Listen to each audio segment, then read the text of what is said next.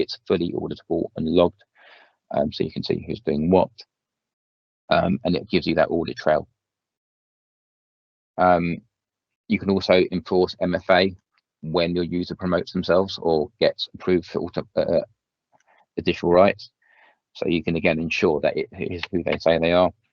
So again, the key benefit of this is you've got a nice audit trail. Users only have the right level of access when they need it, and you're reducing the number of users that have permanent global administrators or permanent service administration roles. They only get the tasks. The access when they need to do actually something that requires that level of permission.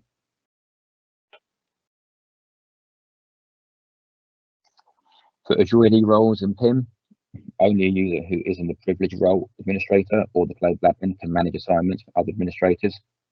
So you can grant access to other administrators to manage PIM. Global admins, security administrators, global readers, and security can also use assignments in Azure AD to help control this. So you can't have people demoting people that have the same level of privilege as you, for example.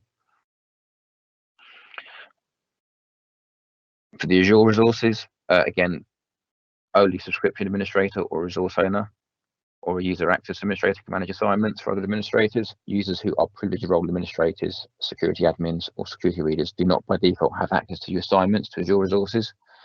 So again, there is a hierarchy here, and you have to make sure that you have the right level of permissions before you can make changes to impact everybody else. And on that note, I'm going to hand over to Sean.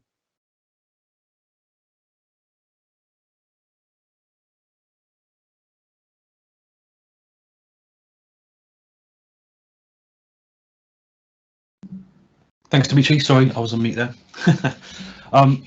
Awesome. That leads very nicely on to the Azure side of things and role-based access control in conjunction with Active Directory and how we view identity and access to certain resources within Azure and the subdefined resources.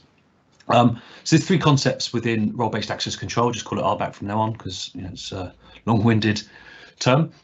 One is the security principle. The other part of that is a role definition, and part three of that is the scope. So the security principle is the object that represents the entity. So a user, a group, a service principal, or a managed identity.